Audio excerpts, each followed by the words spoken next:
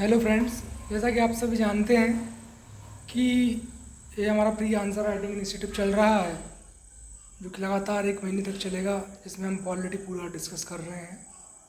और आप सभी जानते हैं कि 1 सितंबर 2025 से बनखेड़ी में यूपीएससी का बैच लॉन्च होने जा रहा है। तो 2 दिन ही शायद बचे हैं, कल का दिन, परसों का दिन, और उसके बाद हमारा जो है बैच लॉन्च हो जाएगा।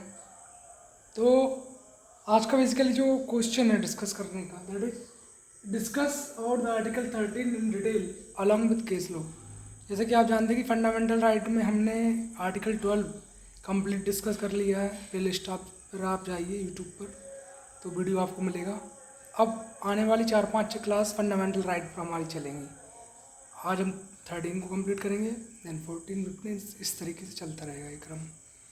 तो जब हम इसकी बात करें कि भाई आर्टिकल 13 के बारे में हमें डिस्कस करना है डिटेल में और केस लॉ के थ्रू डिस्कस करना है, तो सबसे पहली बात तो इस बात को समझेंगे कि आर्टिकल 13 में बोला क्या है।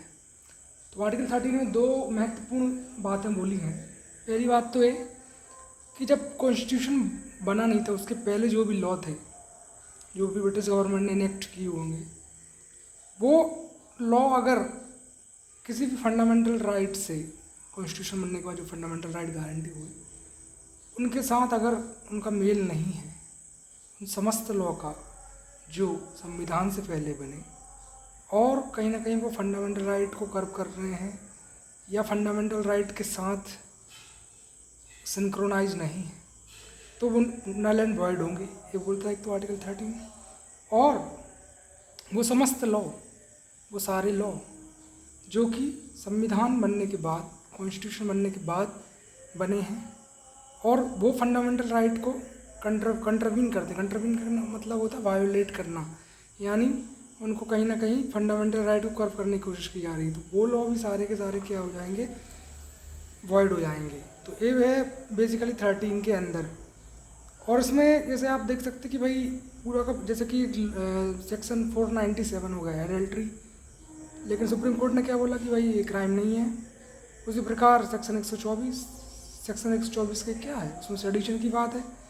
सेक्शन 66 है, सेक्शन 66 है Shreya Singhal versus union of India, जिसमें कि कोई भी इलेक्ट्रॉनिक डिवाइस से अगर आप कोई मैसेज कर रहे हैं तो उसको सुप्रीम कोर्ट ने बोला है कि भाई फंडामेंटल राइट आप कर्व नहीं कर सकते सिटीजन का, वो उसकी फंडामेंटल राइट है कि वो मतलब जो भी इलेक्ट्रॉनिक डिवाइस से अगर का यूज करके कोई भी अगर लिख रहा है, कुछ कमेंट कर रहा है, तो इन पूरे लॉ को स्क्रैप करने की बजाय सुप्रीम कोर्ट ने उस पर्टिकुलर सेक्शन को कर्व किया है इन्होंने। फिर आगे जब हम बात करते हैं शंकरी प्रसाद केस की, तो शंकरी प्रसाद केस में तो सुप्रीम कोर्ट के सामने जब आया था ये केस, तो उसमें क्या हुआ था कि फंडामेंटल राइट और directive principle of state policy, इन दोनों के बीच में क्या था, कन्फ्लिक्ट था, विवाद था। फंडामेंटल राइट पहले भी हमने बताया कि भाई जो भूतपूर्व मतलब मैं बताया आपको कि जो बेसिक राइट्स हैं, जो गवर्न हैं, मतलब किए जाते हैं, दिए गए हैं सभी लोगों को, जो मौलिक कर्तव्य हैं, तो इनको कोई लाभ से नहीं छीन सकता।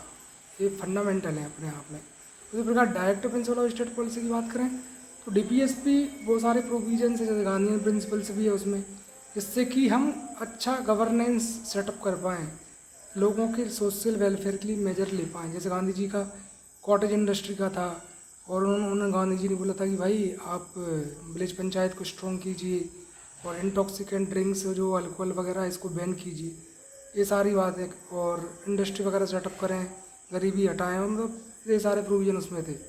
तो जब फंडामेंटल राइट और डीपीएसपी के बीच में कॉन्फ्लिक्ट चल रहा था, तो इस केस में क्या हुआ था शंकरी प्रसाद में कि भाई फंडामेंटल राइट प्रीवेल कर गया था डीपीएसपी पे, फंडामेंटल राइट को ज़्यादा प्राइमेसी दे दी थी सुप्रीम कोर्ट ने। बट ये बोला था कि ये सिर्फ मतलब इसमें किस केस में होगा, ये होगा सिर्फ ऑर्डिनरी लॉ में, मतलब ऑर्डिनरी लॉ के केस में जो है फंडामेंटल राइट जो है डीपीएसपी पे भारी पड़ेगा, कॉन्स्टिट्यूशनल अमेंडमेंट लॉ के केस में नहीं। फिर हम आगे जैसे बात करें तो फिर हम बात करते हैं सज्जन कुमार सिंह का जो केस था। तो सज्जन सिंह केस में फिर ये देखा गया कि भाई पार्लियामेंट कहीं ना कहीं अपनी लिमिट क्रॉस कर रहा है, और इसका जो पावर है संविधान को अमेंड करने का अंडर आर्टिकल 368, वो कुछ ज़्यादा ही होता जा रहा है। बट फिर भी सुप्रीम कोर्ट ने सिर्फ ऑब्जर्वेशन में एक शैडो कास्ट की, मतलब इस चीज़ को ध्यान बस आकर्षित करा गवर्नमेंट का कि कहीं ना कहीं जो पार्लियामेंट है वो अपना पावर मिस यूटिलाइज कर रही है, और ये कहते हुए बस अपने जजमेंट में बात उन्होंने वो रख दी सज्जन सिंह कुमार केस में। बट फिर जब गोलकनाथ केस में जब जजमेंट आया 1967 में सुप्रीम कोर्ट का, तो वहाँ सुप्रीम कोर्ट ने बिल्कुल एकदम साफ कड़े शब्दों में कहा कि भाई जो आपका फंडामेंटल राइट है वो ना तो कोई ऑर्डिनरी लॉ और ना ही कोई कॉन्स्टिट्यूशनल अमेंडमेंट लॉ, यानी जो कॉन्स्टिट्यूशनल अमेंडमेंट लॉ होता है वो लोकसभा राज्यसभा दोनों से पास होता है, उसके बाद ही प्रेसिडेंट की असेंट मिलती है उसको। तो ना तो कोई ऑर्डिनरी लॉ यानी सिंपल लॉ, ना ही कोई कॉन्स्टिट्यूशनल अमेंडमेंट लॉ, दोनों ही फंडामेंटल राइट को कर्व नहीं कर सकते, फंडामेंटल राइट को बदल नहीं सकते, फंडामेंटल राइट को अमेंड नहीं कर सकते। ये बोला गोलकनाथ केस में। तो अब देखिए ये चल क्या रहा है, कहीं ना कहीं पार्लियामेंट एक तरफ और जुडिशरी एक तरफ, दोनों की तनातनी चल रही है और लगातार इस प्रयास में लगे हैं कि हम वो ईगो का मैटर आ गया है, कहीं ना कहीं ईगो क्लैश होने लगा है। कहीं पार्लियामेंट बोल रहा है मैं आगे बढ़ जाऊँ, कोर्ट बोल रहा है मैं आगे बढ़ जाऊँ, फिर कोर्ट आगे बढ़ा, फिर पार्लियामेंट आगे बढ़ा, इस तरीके से चल रहा है। फिर क्या हुआ कि भाई पार्लियामेंट ने 24th constitutional amendment act 1971 enact किया और उसमें आर्टिकल 13 सब क्लॉज 4 ऐड किया, और उसमें बोला गया कि नहीं, फंडामेंटल राइट जो है वो कर्व किए जा सकते हैं पार्लियामेंट के द्वारा भी। फिर इसको चैलेंज किया गया Kesavananda Bharati versus state of Kerala में, और वहाँ पर भी जब ये जजमेंट गया सुप्रीम कोर्ट के पास, केस गया, तो सुप्रीम कोर्ट ने सीधा बोल दिया कि भाई पार्लियामेंट कर्व तो कर सकता है क्योंकि पार्लियामेंट ही लॉ बनाती है, बट इस बात का ध्यान रखें कि बेसिक स्ट्रक्चर जो है संविधान का, कॉन्स्टिट्यूशन का, उसको अमेंड ना किया जाए।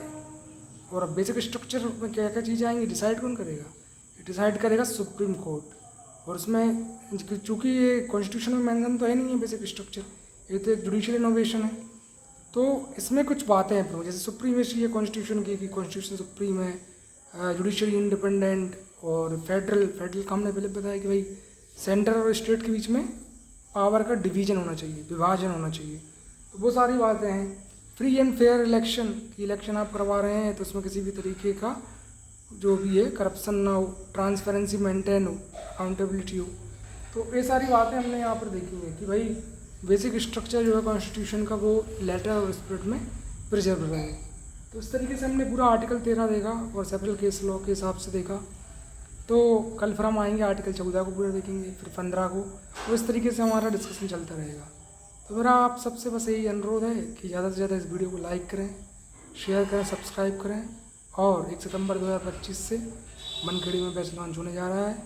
तो आसपास के पिपरिया, अडरवाड़ा, सोहापुर जो भी स्टूडेंट हो, आप जल्द से जल्द इनरोल करें क्योंकि लिमिटेड सीट्स आर देयर।